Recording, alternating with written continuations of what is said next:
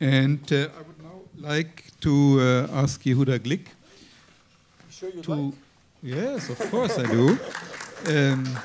He's a nice guy, by the way. Yeah. That's the problem with him. He's a nice guy. He is an American-born Israeli rabbi, yeah, because of being a nice guy.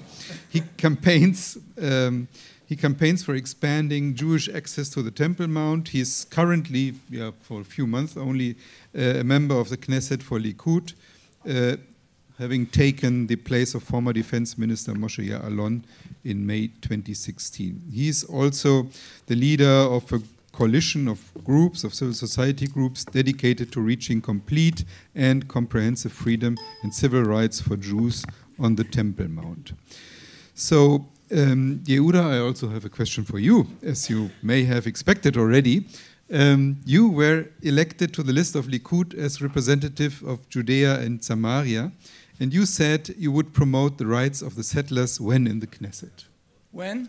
When in the Knesset. From another perspective, the settlers are seen as the main impediment towards reaching peace and reaching a two-state solution. What can and what should be done to make the settlers a force supporting the two-state solution? And I would like to ask you the same question I asked Gelick. Can the two-state solution also become an idea of the conservative part of Israeli society? What is necessary to do to change the social discourse in support of that idea? Okay, whoa. Shalom, everybody. Wonderful to see you all here at this time in the afternoon, which I usually fall asleep when I'm listening to lectures. I'll try to keep it not boring so that you don't fall asleep. But I apologize if I do, and as soon as I reach my time, you'll pick up a sign, help, and I'll stop immediately.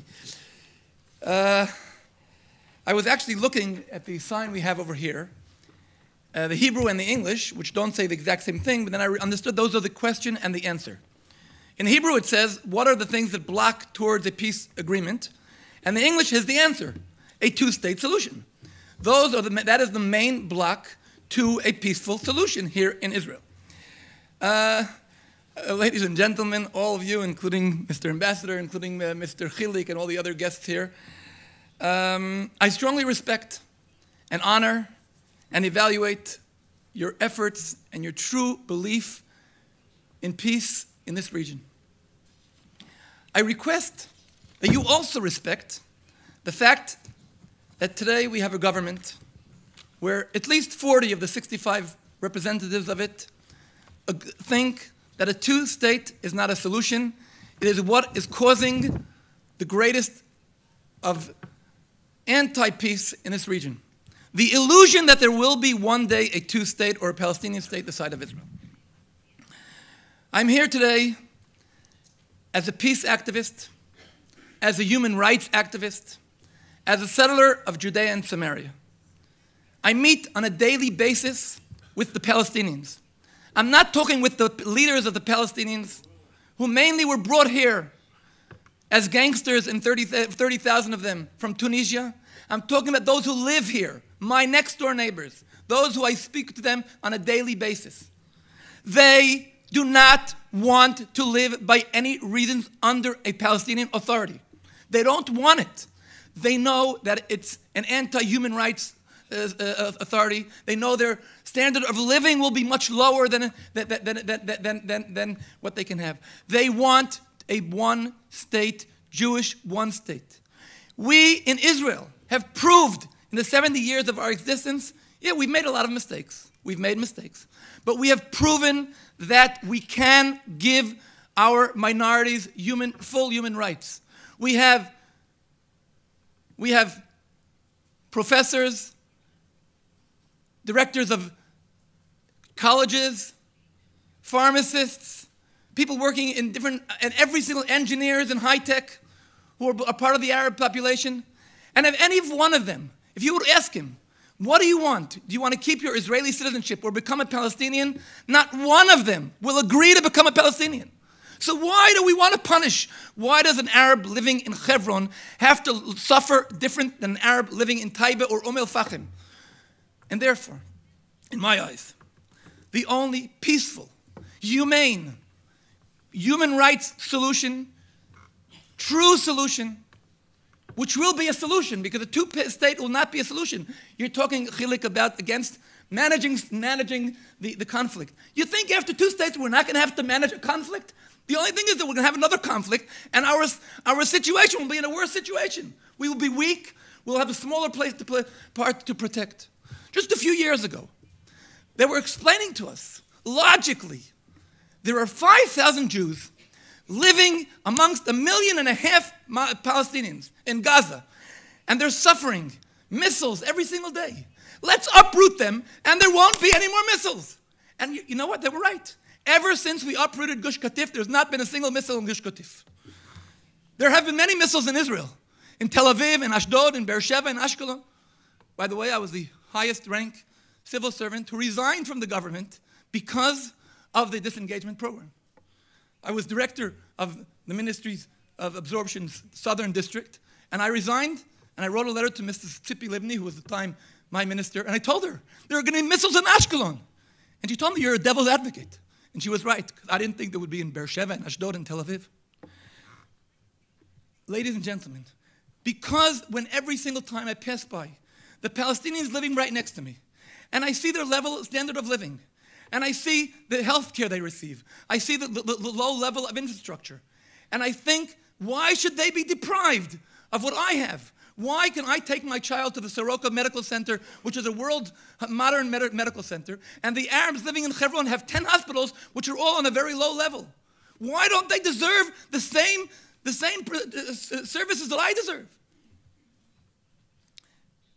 In mentioning my biography, Dr. Werner, you didn't point out something else.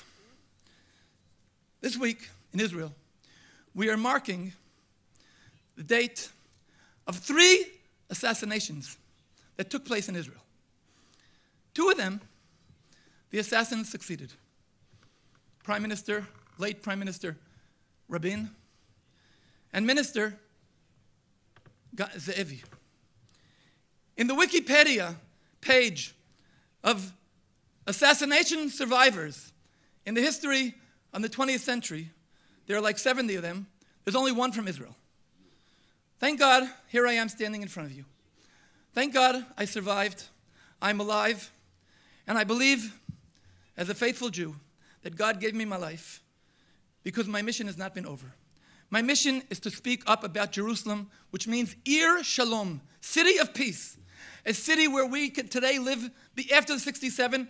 Before 67, we had barbed wires. We had Jordanian soldiers shooting at us. Today, Jerusalem is a city of peace. Yes, I know there are obstacles. Yes, I know we've made mistakes in East Jerusalem. Those mistakes can be fixed. But today, the surgeon who operated on my chest was a Muslim doctor. I live in a settlement called Otniel. In the past year, my next door neighbor from the right side and from the left side were killed in terror attacks. In all the cases, Palestinians came to pay their condolence visits. In one of the cases, a Palestinian doctor took care of the wounded civilian. And all of those Palestinians tell us again and again, the majority of the people living in our settlements don't want to live under, I don't want to use dirty words, the criminal Palestinian Authority. They want to live the way you are living. They want to live in a modern society. There is no way the Palestinian state, which you people are dreaming, and in my eyes is a nightmare, there is no way they're going to have human rights, not for women, not for homosexuals, not for anybody else. There's no way they're going to have a modern standard of living. Therefore, I strongly support a one Jewish state which strongly recognizes 100% civil rights for every single one of its citizens, and especially to its minorities. And we will learn from our mistakes, but we will not endanger the very existence of the state of Israel. Gilick says we're endangering the Jewish state. I don't think so. But the Palestinian state near Israel is endangering the very existence of the Jewish state at all, of a state at all. And I do not want to take any chances. I think twice we were guinea pigs in Gaza and in Oslo. And thousands and thousands of Palestinians and Israelis have paid the price. And I don't think we should teach terror that they benefit from what they do. And therefore, I call upon you, people from the international world and people from the local world. Respect the fact that we have other opinions. Respect the fact that I want peace and human rights no less than anybody else. Respect the fact that I'm sincere with my desire for peace here. And respect the fact that I also have another opinion. And today, in Israel's democratic society, we've been elected as the government, and we hope to be a stable government for at least the next few years. And in this period of time, there are Jews and Palestinians living together in Judea and Samaria. The Jews are not going anywhere. The Palestinians are not going anywhere. The options of a two-state solution have been turned down by the Palestinians several times. I'm not going to repeat. Olmert, Barak, 67, 48. Today they're living there. And I'll finish in less than a minute. I have 2 minutes, I'll finish in a minute. I give you 1 minute change. There are people living there, and they're not going anywhere. And no matter what the solution will be at the end, whether it's the disastrous two-state solution or it's the wonderful one-state solution, they need infrastructure.